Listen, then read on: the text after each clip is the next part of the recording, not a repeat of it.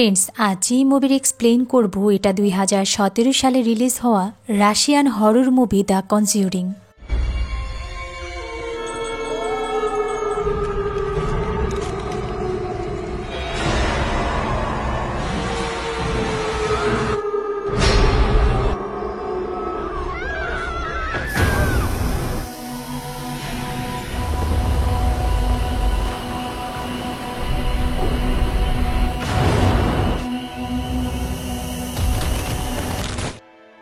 1981 সালের সময় তো মুভির শুরুতেই আঞ্জুম নামের 22 বছরের এক মেয়েকে দেখানো হয়। আর আঞ্জুম শহরের এক রেকর্ডিং স্টুডিওতে আসে। এখানে আমরা জানতে পারি আঞ্জুমের মা রিমি একসময়ের বড় সিঙ্গার ছিলেন, কিন্তু রিমি এখন 3 বছর যাবৎ কোনো এক কঠিন রোগে আক্রান্ত হয়েছে। তার ট্রিটমেন্টের জন্য আঞ্জুমের বাবা জাফর তার জমানো সব অর্থ শেষ করে ফেলেছে।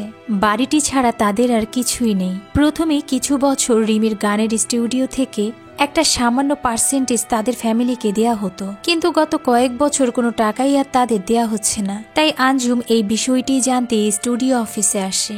অফিস থেকে জানানো হয় রিমি অনেক ওল্ড সিঙ্গার, আর এখন আর ওনার কোনো রেকর্ডই বিক্রি হচ্ছে না। রেডিও স্টেশন থেকে কোনো পেমেন্টই করা হচ্ছে না, তাই আমরা এই ব্যাপারে কোনো হেল্প করতে পারবো না। এরপর আঞ্জুম সেখান থেকে চলে আসে। আঞ্জুমদের বাড়ি শহর থেকে অনেক দূরে গ্রামে। তাদের বাড়ির পাশেই রয়েছে বিশাল এক কবরস্থান। তার মায়ের অসুস্থতার পর আঞ্জুম কলেজ ছেড়ে দেয়, কারণ তার 3 ভাইয়ের দেখাশোনা তার অসুস্থ দাদি, এমনকি মায়ের দেখাশোনা আঞ্জুমকেই করতে হচ্ছে। আঞ্জুমের ছোট ভাই ইয়ান, সে জন্ম থেকে কথা বলতে পারে না। ইয়ানের 4 বছরের বড় বন্ডি, আর বন্ডির 7 বছরের বড় টনি। আঞ্জুম বাড়ি ফিরে বাবা জাফরের সাথে কথা বলে, আর স্টুডিও অফিসারের কথা তাকে জানায়। জাফর বলে, আমার কাছে তোমার মায়ের ট্রিটমেন্ট করার মতো আর কোনো অর্থই নেই। আঞ্জুম তখন মন খারাপ করে ভিতরে চলে আসে। তখন আঞ্জুম শুনতে পায় ওপরে তার মা ঘন্টা বাজিয়ে কাউকে ডাকছে। আঞ্জুমের মা এতটাই অসুস্থ যে সে তার বডি একদমই মুভ করাতে পারে না, এমনকি কোনো কথাও বলতে পারে না। এমন সময় তার মা ঘরের কোনায় কিছু একটা দেখে অনেক জোরে ঘন্টা বাজাতে থাকে, কিন্তু আঞ্জুম তাকিয়ে সেখানে কিছুই দেখে না। আসলে আঞ্জুমের মা রিমি সেখানে মৃত্যুর ফেরেশতা দেখে ঘন্টা বাজাচ্ছিল, যেটা আঞ্জুম বুঝতে পারেনি। রাত হয়ে যায় আর জাফর তার মায়ের সাথে কথা বলছিল।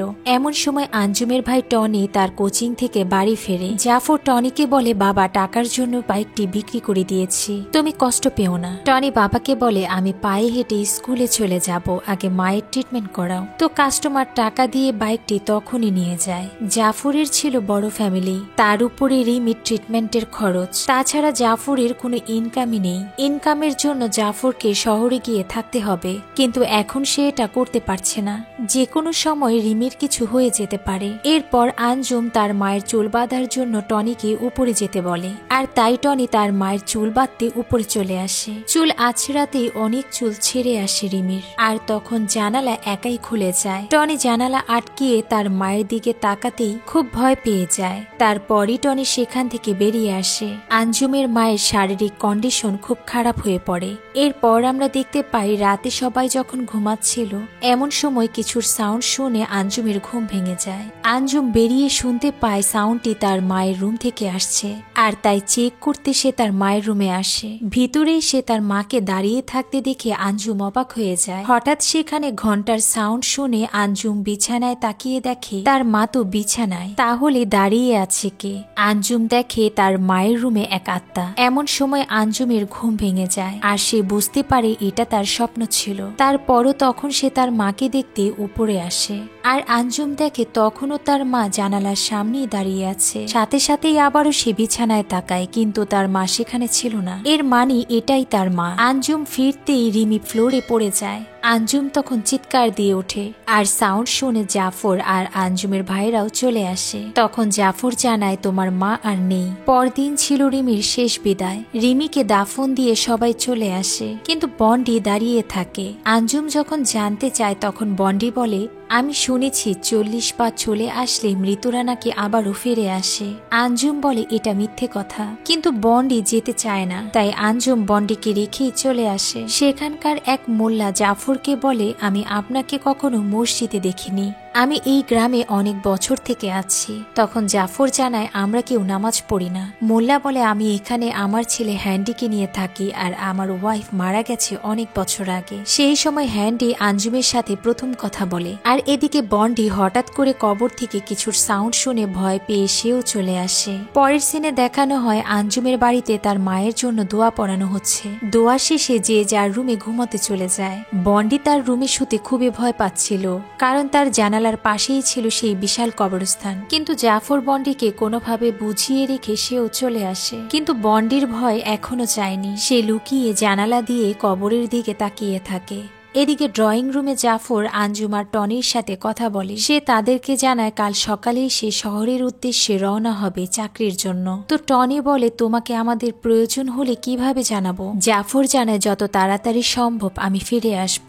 এছাড়া তো জাফরের কাছে আর কোনো উপায়ও ছিল না। এরপর দেখানো হয় রাতে যখন টনি বিছানায় শুয়ে রেডিও শুনছিল, তার মনে হতে লাগে টনি বলে কেউ তাকে ডাকছে, আর সাউন্ডটি তার মায়ের রুম থেকে আসছিল। তাই টনি তখনই করতে তার মায়ের রুমে উপরে চলে আসে। আর সে দেখে তার মায়ের ঘন্টাটি উপর থেকে পড়ে যায়। মনে হচ্ছিল ঘন্টাটি নিয়ে কেউ বসেছিল। টনি তখনই ভয়ে সেখান থেকে তার রুমে ফিরে আসে। পরদিন জাফর শহরে চলে যায়। আঞ্জুম একাই তার দাদি আর 3 ভাইকে নিয়ে বাড়িতেই থাকে। সবকিছু নর্মালি ছিল, তবে এর মাঝেও ঘটে কিছু রহস্যময় ঘটনা। যেমন আঞ্জুম কুয়া থেকে পানি নিয়ে আসার সময় সেখানে সে কিছুর ছায়া দেখতে পায়। আবার টনি বন্ডিকে একটা টয় ক্যামেরা গিফট করে। আর বন্ডি যখন সেই ক্যামেরার ভিতরে থাকা পিকগুলো দেখছিল, হঠাৎ সেখানে একটা ভূতের পিকও চলে আসে। আর বন্ডি এটা দেখে খুব ভয় পেয়ে যায়। এরপর আবার দেখানো হয় রাতে যখন টনি ঘুমানোর সময় রেডিও শুনছিল, রেডিও নিজে থেকেই চ্যানেল পাল্টে যাচ্ছে। আর এটা বারবারই হচ্ছে। এমন সময় টনি সেখানে কালো কিছু দেখে বিছানা থেকে পড়ে যায়। আর তার হাতে দেখে তার মায়ের সেই চুলসহ চিরুনিটা। লাইট অন করতেই টনি দেখে সবকিছু নর্মালি ছিল।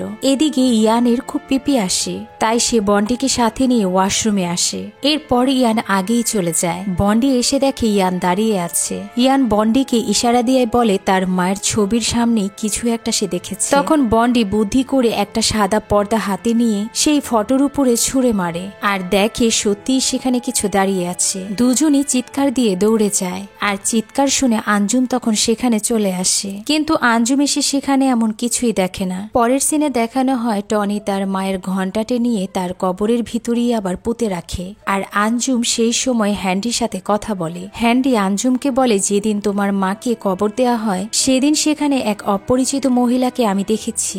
আর সেই দিন রাতে কবর থেকে অনেক সাউন্ড শুনেছি, তাই আমি চেক করতে কবরস্থানে এসেছিলাম। এমনকি কাল তোমাদের বাড়ির জানালায় কোনো মহিলাকে দেখেছি। হ্যান্ডি আঞ্জুমকে বলে তোমার কোনো দরকার হলে আমাকে জানাবে প্লিজ। আঞ্জুম বলে তুমি তো মোল্লার ছেলে, তাই তোমার কাছে সবকিছুই অশুভ মনে হয়। হ্যান্ডি তখন আঞ্জুমকে বলে তুমি সবাইকে নিয়ে আমাদের বাড়িতে থাকতে পারো। কিন্তু আঞ্জুম হ্যান্ডিকে না বলে চলে যায়। আর এদিকে দাদিকে দেখানো হয়। সে বুঝতে পারে এই বাড়িতে কিছু খারাপ ঘটছে। আর তখন সে কিছু একটা লিখছিল। দাদি সেই সময় সেখানে কিছু দেখে বাহিরে চলে আসে, কিন্তু কিছু অদৃশ্য শক্তি তার হুইল চেয়ার টেনে ধরে।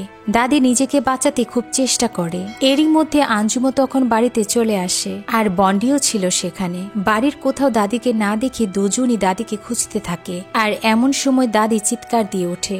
আঞ্জুম দৌড়ে আসে কুয়ার কাছে আর দেখে দাদি কুয়াতে পড়ে মারা গিয়েছে। আসলে দাদিকে সেই আত্মাটি মেরে ফেলেছে। কবর দেওয়ার পর হ্যান্ডি আঞ্জুমকে বলে দাদির মৃত্যু আমার কাছে নর্মাল মনে হচ্ছে না। ভয় পেয়ে সেদিনই বন্ডির খুব জ্বর চলে আসে। এরপর আঞ্জুম যখন তার দাদির চেয়ারটি তার রুমে রাখতে যায়, তখন সে টেবিলের উপরে একটা চিঠি দেখতে পায়। আর চিঠিটি নিয়ে তখনই সে হ্যান্ডির কাছে আসে। তারপর আঞ্জুম হ্যান্ডিকে নিয়ে সেই চিঠির লোকেশন অনুযায়ী হ্যান্ডিকে নিয়ে শহরে চলে আসে ওই চিঠির লোকটির সাথে দেখা করতে। আঞ্জুম দেখে ব্যক্তিটি একজন পুরুষ। আঞ্জুম তখন লোকটিকে দাদির কথা বলে ভিতরে আসে। লোকটি জানায় তার নাম ইকবাল। আর লোকটির সাথে তার মা আর আঞ্জুমের দাদির বহু বছর থেকে পরিচিত। আর তাই ইকবাল আঞ্জুমের দাদিকে ভালোভাবে জানে। তখন ইকবাল আঞ্জুমকে মায়া নামের একটি বুক দেখায়। আর তখনই লোকটি সবকিছু ক্লিয়ার করে আঞ্জুমকে বলে। তখন লোকটি বলে তোমার মায়ের নিজে থেকে কোনো সন্তান হয়নি, তোমাদের জন্ম শয়তান দ্বারা হয়েছে। আর তোমার মা তোমার দাদিকে নিয়ে আসে এক কাল্ট মেম্বারদের কাছে।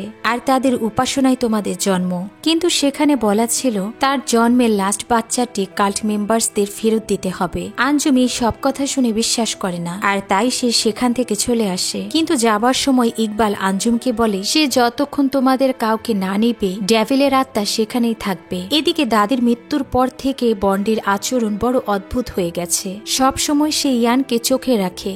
এরপর আমরা দেখতে পাই রাত যখন গভীর হয়ে যায়, ইয়ান হঠাৎ তাকিয়ে দেখে বন্ডি ইশারায় কাউকে মারার কথা বলছে, আর এটা দেখে ইয়ান বুঝতে পারে। ইয়ান তখন খুব ভয় পেয়ে যায়, বন্ডিকে কোনো ডেভিলের আত্মা প্রজেস করেছে।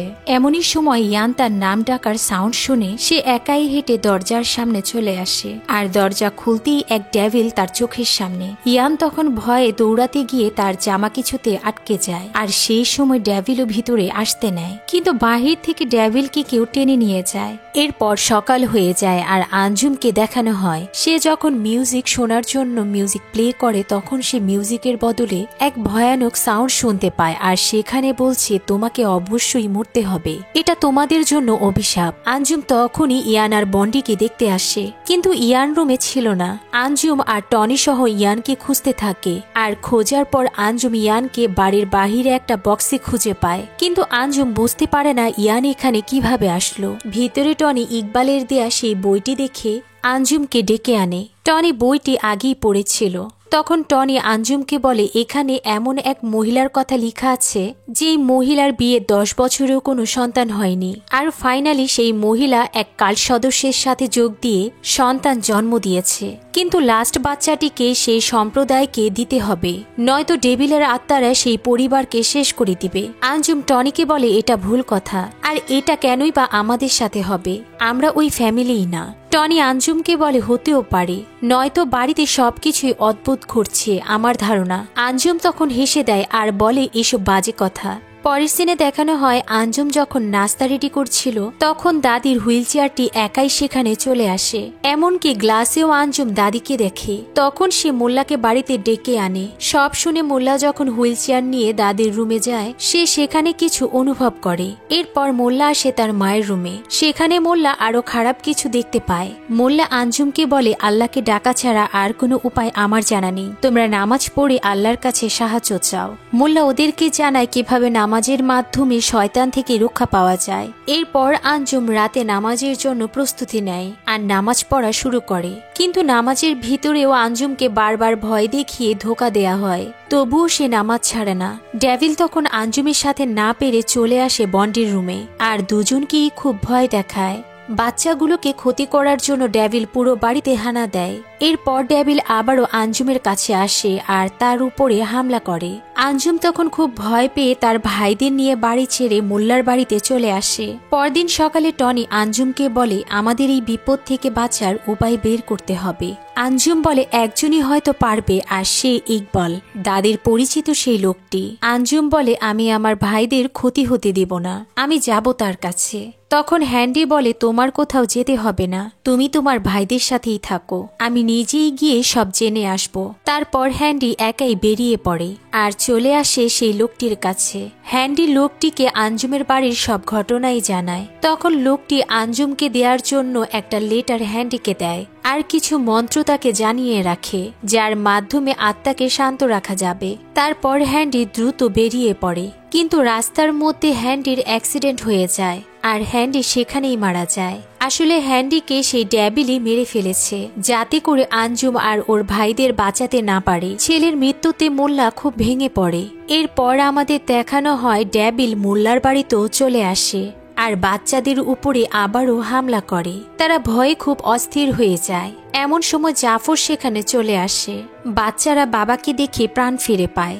জাফর তার বাচ্চাদের নিয়ে নিজের বাড়িতে চলে আসে। মায়ের মৃত্যুর কথা শুনে জাফর খুব কান্না করে। তখন সেখানে তার সব বাচ্চারা আসে। জাফর বাচ্চাদের বলে কাল আমরা শহরে চলে যাব।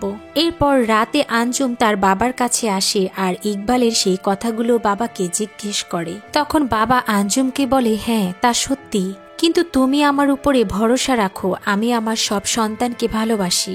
এদিকে টনি ইয়ানকে নিয়ে ওয়াশরুমে আসে। তখনই ওয়াশরুমের দরজা লক হয়ে যায়। চিৎকার শুনে বাবা আর আঞ্জুম সেখানে আসে। বাবা তখন দরজা ভেঙে দেখে ইয়ানকে কুয়াতে ফেলে দিয়েছে। বাবা তখনই কুয়াতে লাফ দেয় আর বহু খোঁজার পর সে ইয়ানকে পেয়ে যায়। টনি আর আঞ্জুম রশি ফেলে বাবাকে উপরে তুলে আনে আর তখন আমরা কুয়াতে সেই ডেভিলকে দেখতে পাই। এরপর দেখানো হয় তাদের বাড়ির সামনে অনেক ডেভিলের আত্মা একসাথে দাঁড়িয়ে আছে আর তারা সবাই ইয়ানকে নিয়ে যেতে এসেছে, কারণ ইয়ান তাদের অংশ। অনেক চেষ্টা করে আত্মারা ইয়ানকে নিয়ে যেতে, এমনকি জাফর, টনি আর আঞ্জুমকে এক রুমে লক করে দেয় আর তারা ইয়ানকে নেয়ার জন্য চেষ্টা করে। এসব দেখে বন্ডি ভয়ে লুকিয়ে থাকে, কিন্তু ভাইয়ের চিৎকার শুনে তার খুব খারাপ লাগে আর তাই বন্ডি গিয়ে ইয়ানকে জড়িয়ে ধরে। তখন আর ডেভিল ইয়ানকে নিতে পারে না। এভাবেই সকাল হয়ে যায় আর তারা সবকিছু প্যাক করে ফেলে। তারপর তারা গাড়ির জন্য অপেক্ষায় থাকে। মোটামুটি তারা সবাই খুশি ছিল, এটা ভেবে যে তারা সবাই সেই ডেভিল থেকে সেভ আছে। কিন্তু অনেকটা সময় হয়ে যায়, তারপরও গাড়ি তখনও এসে পৌঁছায়নি আর শহর এখান থেকে বহু দূরে। এমন সময় সেখানে মোল্লা আসে তাদের বিদায় দিতে, কিন্তু গাড়িই তো এখনো আসেনি। তাদের কথা বলতে বলতে আবারও রাত হয়ে যায় আর আবারও একটি ভয়ানক রাত। মোল্লা তাদের কথাতে সেই রাতটি এখানেই থেকে যায়। এমন সময় তাদের বাড়ির কারেন্ট চলে যায়। তারপর যে যার রুমে চলে আসে। এমন সময় ভয়ানক সাউন্ড শুনে টনি আর আঞ্জুম দরজায় উকি দিয়ে দেখে। তারা দেখে ডেভিল তাদের বাড়ির ভিতরে আর তারা ইয়ানকে নিয়ে যেতে বাড়িতে চলে এসেছে। সেই সময় জাফরকে দেখানো হয়। তখন জাফর দেখে বিছানায় তার ওয়াইফ রিমির মৃত আত্মা। জাফর ভয় পেয়ে সেই রুম থেকে বেরিয়ে আসে। সবাই যখন একসাথে হয়ে পালাতে নেয়, তারা দেখে আত্মাগুলো মোল্লা চাচাকে নির্মমভাবে মেরে ফেলেছে। এমন সময় দৌড়ে গিয়ে টনি বন্ডিকে খাটের নিচ থেকে বের করে আনে, কিন্তু ইয়ান সেখানে ছিল না। তখন আঞ্জুম সাউন্ড শুনে দরজার কাছে এসে দেখে মৃত রিমি ইয়ানকে প্রজেস করে তার সাথে নিয়ে যাচ্ছে। জাফর দৌড়ে বাহিরে বেরিয়ে আসে ইয়ানকে বাঁচাতে, কিন্তু এতগুলো মৃত আত্মা দেখে জাফর আর ওরা সবাই ভয় পেয়ে ভিতরে চলে আসে আর ইয়ানকে সত্যিই নিয়ে যায়। কিন্তু আত্মাগুলো বাকি বাচ্চাকেও নেয়ার জন্য বাড়ির ভিতরে চলে আসে। এমন সময় দাদির আত্মা তাদেরকে সেভ করার খুব চেষ্টা করে। আর ফ্রেন্ডস, সেদিন এই দাদির আত্মা ইয়ানকে ওই ডেভিল থেকে বাঁচিয়েছিল। জাফর সবাইকে নিয়ে এই সুযোগে বাহিরে বেরিয়ে আসে আর তখনই দেখে ইকবাল শহর থেকে গাড়ি নিয়ে এসেছে জাফরদের বাঁচাতে। আঞ্জুম বলে, আপনি এখানে? ইকবাল বলে, তোমার দাদি আমাকে আসতে বলেছে। আর ইকবাল সবাইকে নিয়ে সেখান থেকে চলে আসে। মুভির লাস্ট সিনে দেখানো হয় জাফর তার 3 সন্তানকে নিয়ে এখন শহরে আর তারা এখানে এখন ভালো আছে। এমনকি সেই ডেভিলের অভিশাপ থেকে ইকবাল, আঞ্জুম আর তার ভাইদের সেভ করেছে। ফ্রেন্ডস, মুভিটি ভালো লাগলে লাইক আর কমেন্ট করে জানাবেন। আল্লাহ হাফেজ।